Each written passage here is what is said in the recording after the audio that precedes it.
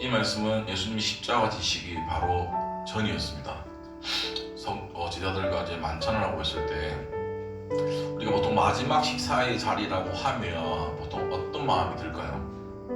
그 사람에 대한 사랑이라든지 그리움이 사실 가득하겠죠. 근데 성경은 유다의 마음 가운데 예수를 팔 생각을 집어넣었다는 거예요. 성경은 먼저 마음에 들어온 생각을 기록하고 있는데 행동으로 아니면 말로 아니라 생각이라는 단어를 요한이 기록을 합니다. 그러면 요한이 왜 행동보다 생각을 먼저 기록했을까요?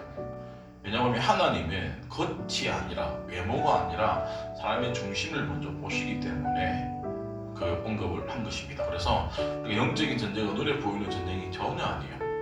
본문은 마귀가 마음에 생각을 넣었다라고 했는데 이 넣었다라는 단어의 뜻은 던지다, 투입하다라는 의미를 가지고 있습니다. 사단이 유다를 로봇처럼 조종한 것이 아니라 하나의 생각만 딱 던졌는데 그 생각이 유다가 예수를 팔 생각을 했다라는 겁니다. 이게 창세기 3장과 비슷한 전략으로 나옵니다. 뭡니까? 뱀이 하와를 유혹할 때 선악과를 먹게 만들었잖아요. 똑같습니다. 뱀이 하와에게 강제로 먹게 하지 않았습니다. 대신 질문을 던집니다.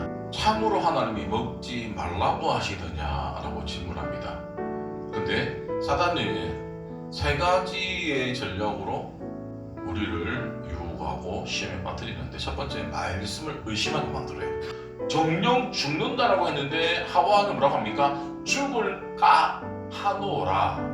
죽을 까라고 하면 죽을 수도 있고 안 죽을 수도 있고 이미 하나님이 말씀하신 게 희석이 되어진다는 거예요. 그래서 현재 말씀을 의심하게 되어지면 그 의심이 우리 마음 가운데 불순종의 씨앗으로 자라게 되어집니다. 두 번째, 너희가 그것을 먹는 날에는 너희 눈이 밝아져 하나님과 같이 되어 선악을 알 줄 하나님이 안다. 그래서 뭡니까?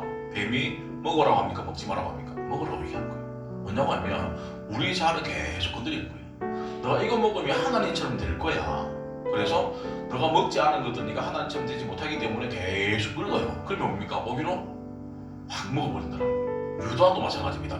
내가 지금까지 예수님을 따라다녔던 이유는 뭔가 반사 이익을 얻고 싶었는데 그 당시 십자가는 정말로 죄질이 나쁜 죄인에게 주어지는 형벌인데 내가 그 죄인을 따라다녔다라는 자기의 계획과 충돌이 일어나니까 뭡니까? 마음이 너무 힘들었던 거예요. 그래서 뭡니까? 그 힘든 마음에 사단이 들어간다는 거예요. 사단은 절대 우리가 믿음 생활 잘할 때는 들어올 틈이 없어요. 그래서 늘 깨어서 기도하지 않으면 우리가 언제든지 유다처럼 넘어질 수 있다는 것들을 기억하시기 바랍니다. 세 번째, 그는 도둑이라 동결을 막고 거기 넣는 것을 훔쳐갑니다 라고 얘기하는데 우리의 욕망, 욕심을 합리화해서 만드는데 거기에 넘어가 버리면 뭡니까? 결국에는 사단의 앞잡이가 되거나 사단의 종이 되어질 수 있다는 것들을 우리가 기억해야 됩니다. 마찬가지죠. 사단은 우리를 억지로 죄를 짓는 곳에 절대로 몰고 가지 않습니다. 단 우리에게 생각을 딱 집어넣어요. 이 정도는 괜찮겠지. 조금만 타협해도 된다. 아니면 왜 나만 손해봐야 되지? 이런 생각들을 그냥 툭 던져놓으면 그것이 내 속에서 소리 없는 영적 전쟁이 되어져가지고 마음이 너무 힘든 거예요. 자, 또 하나, 유다는 하루아침에 배신자가 되어지지 않았습니다. 그의 타락은 점진적으로 점차적으로 이루어지는데 자, 돈을 가지고 있다 보니까 나도 모르게 뭡니까? 욕심이 생기는 거예요. 늘 돈을 보다 보니까 거기에 대해서 뭡니까? 무감각해지고 또 보다 보니까 욕심이 생긴다라는 거예요. 우리가 무엇을 많이 보고 무엇을 많이 검색하고 무엇을 많이 생각하는지 보면 내가 어디에 욕심이 있는지 정확하게 잘 알 수 있습니다. 그래서 제일 잘 알 수 있는 게 유튜브를 보면 내가 어떤 부분을 제일 많이 검색했고 어떤 거를 장바구니에 많이 담았는지를 보다 보면 아, 나도 모르게 여기에 대해서 내 마음이 많이 빼앗겼구나. 우리가 정확하게 잘 알 수 있죠. 결국은 뭡니까? 욕심이 있으면 그 욕심이 점점 커진다는 겁니다. 욕심이 생기니까 뭡니까?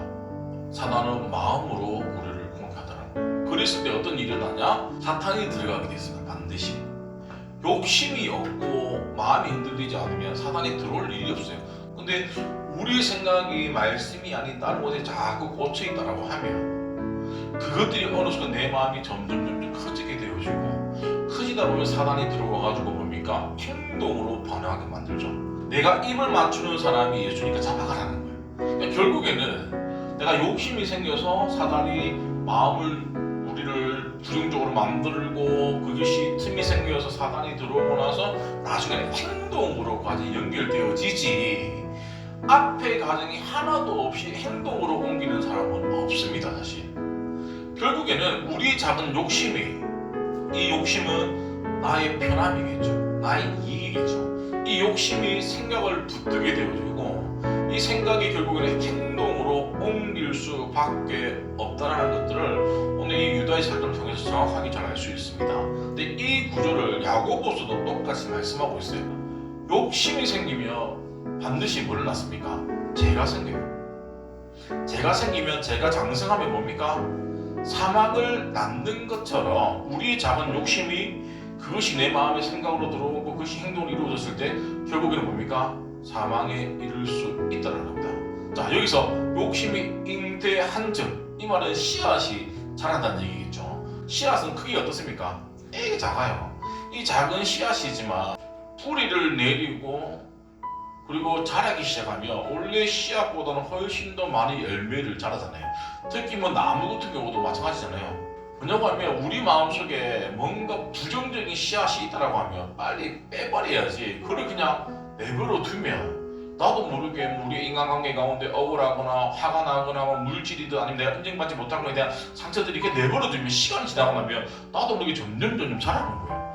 우리 스스로 들어보니 나는 말하는 것들, 아니면 내가 조금 믿지 못한다는 것들, 내가 곱게 생각하지 않는 것들, 이런 것들이 왜 생겼는지 기도하시면서 물으셔야 돼요. 그리고 나서 그것들을 하나씩 해결되어질 때에 내가 어느 정말 힘든 상황 가운데서도 그것이 내 발목을 잡지 않을 수 있다는 겁니다. 자, 뭐냐고 하면 이 여자 누굴까요? 알고 있는 바세바입니다. 이 바세바를 모욕하는 거 보고 병 간 거예요. 그래서 어떻게 하면 이 바세바를 내 첩으로 만들까 궁리하다가 알고 보니까 남편이 있네.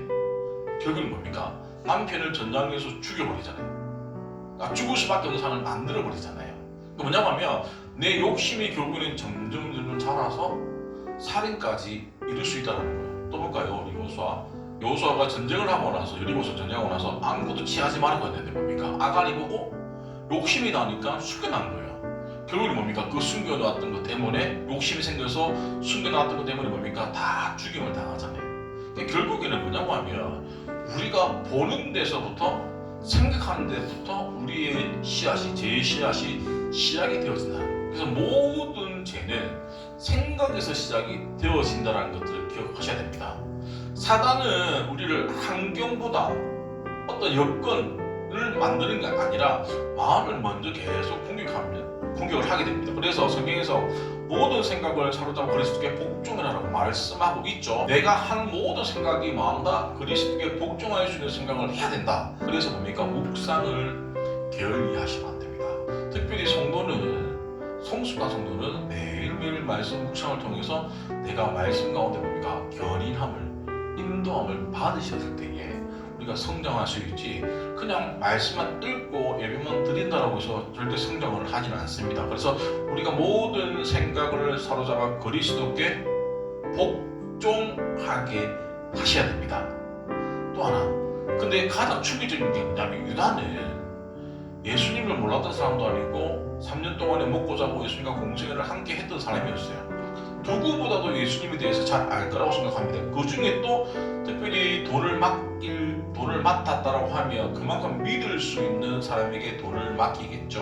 가장 믿음이 있고 입이 무거운 사람을 아마 예수님도 뽑았을 거예요. 그런데 그런 유다가 예수님을 팔았다는 게 문제라는 거예요. 그는 예수님이 오병이어 사건도 다 받고, 죽었던 사가 살아난 것도 다 봤고, 문둥병 환자가 회복되는 것도 다 봤어요. 다 봤음에도 불구하고 그도 가장 가까이에서 들었던 게 아니라 눈으로 봤던 사람이었지만, 그가 한 번에 틈이 생기는 그 순간에 사단이 예수를 팔 생각을 넣었다라고 할 정도면 오늘날 우리는 뭡니까? 유다보다 더 많은 빈틈에 노출이 되어져 있다라고 해도 과언이 아닐 거라고 생각해요. 그래서 우리는 유다의 실수를 하지 않기 위해서는 뭡니까?